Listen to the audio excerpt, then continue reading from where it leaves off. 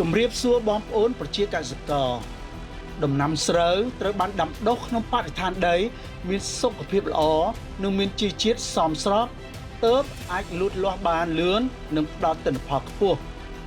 ក៏ប៉ុន្តែលក្ខណៈដីដាំដុះស្រូវជាក់ស្ដែងនៅកម្ពុជាក៏មានបញ្ហាជាច្រើនដូចជាដីមានអាស៊ីត pH ទាបការពុលសរីរាង្គនិងការរិចរិលខ្វះសារធាតុចិញ្ចឹមផ្ទៃបាតដីស្រែមិនបានរាបស្មើល្អបណ្ដាលឲ្យឫសដើមស្រូវលូតខ្សោយដើមស្រូវក្រិនហើយការស្រូបយកសារធាតុចិញ្ចឹមគ្មានប្រសិទ្ធភាពដោយយល់ដឹងជ្រៅជ្រះលក្ខណៈដីដាំដុះនិងតម្រូវការនៃដំណាំស្រូវក្រុមហ៊ុនភាគហ៊ុនជ័យប៊ិនឌានអតិសនាមជូនកសិករនៅឈុតផលិតផលជីសញ្ញាក្បាលក្របីដែលត្រូវបានស្រាវជ្រាវនិងប្រើបច្ចេកទេសផលិតជំនាញសម្រាប់ដំណាំស្រូវនៅកម្ពុជាផលិតផលនេះជួយឲ្យដីមានសុខភាពល្អនិងផ្ដល់សារធាតុចិញ្ចឹមល្អបំផុតសម្រាប់តាមដំណាក់កាលលូតលាស់នៃដំណាំតាមរយៈប្រសិទ្ធភាពជាក់ស្ដែងដែលបានអនុវត្តនៅតាមបណ្ដាស្រែគំរូដាំដុះស្រូវឆ្លាតវៃនាច្រើនរដូវកាលកន្លងមកយើងខ្ញុំសំណែនាំបងប្អូនកសិករអំពីនីតិវិធីដាក់ជីដូចតទៅ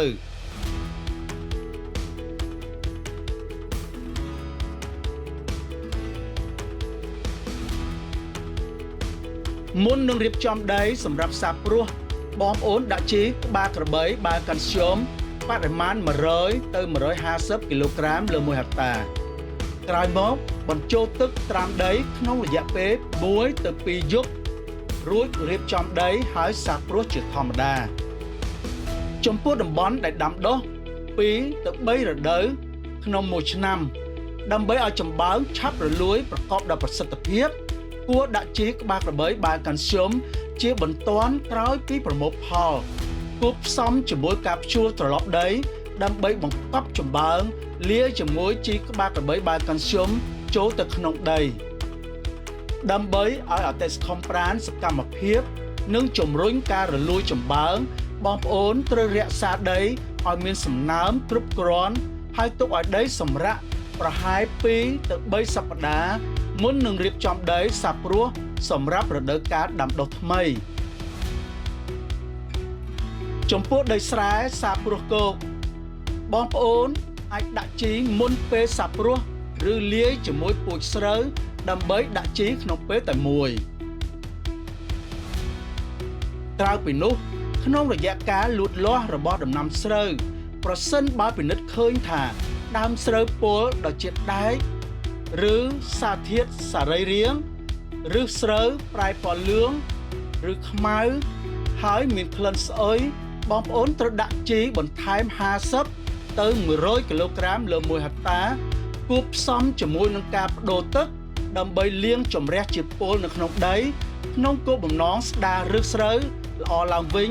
និងជួយដើមស្រូវដុះលូតលាស់សារឡើងវិញ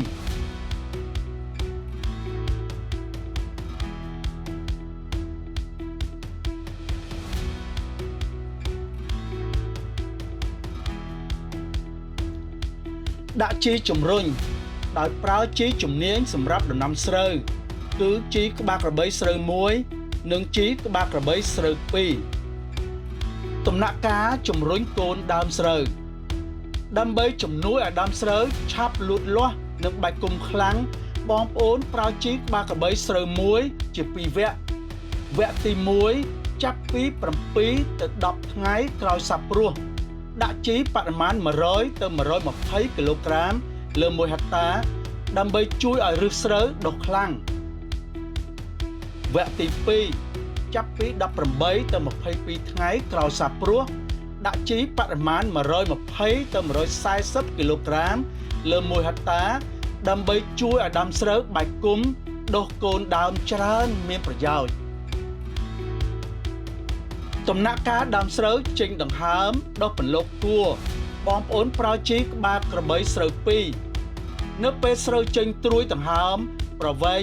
1ទៅ3មីលីម៉ែត្រជាធម្មតាប្រហែល40ទៅ50ថ្ងៃក្រោយសាបព្រោះបរិមាណប្រើ80ទៅ100គីឡូក្រាមលើ1ហិកតាដើម្បីជួយឲ្យគួរដុះវែងគ្រាប់ស្រូវពេញណែន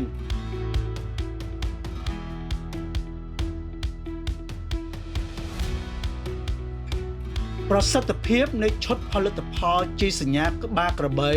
ប្រើជំនាញសម្រាប់ដំណាំស្រូវត្រូវបានបញ្ជាក់ច្បាស់តាមរយៈស្រែគំរូដាំដុះស្រូវឆ្លាតវៃ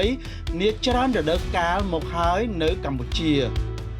ឈុតផលិតផលនេះមិនត្រឹមតែជួយកែលម្អដីប៉ុណ្ណោះទេវាថែមទាំងផ្ដល់នូវសារធាតុចិញ្ចឹមដ៏ល្អប្រសើរបំផុតក្នុងដំណើរការលូតលាស់ដើម្បីជាជំនួយឲ្យដើមស្រូវមានសុខភាពល្អបង្កើនភាពធន់នឹងជំងឺដោយសត្វល្អិតហើយទទួលបានទិន្នផលខ្ពស់ការដាក់ជីសញ្ញាក្បាលក្របីយ៉ាងត្រឹមត្រូវគឺជារូបមន្តបង្កើនទិន្នផលនិងប្រាក់ចំណេញប្រកបដោយប្រសិទ្ធភាពជូនបងប្អូនប្រជាកសិករយើងសូមជូនពរឲ្យបងប្អូនកសិករទទួលបានផលដំណាំយ៉ាងជោគជ័យជីសញ្ញាក្បាលក្របីមិត្តដ៏ស្មោះរបស់កសិករ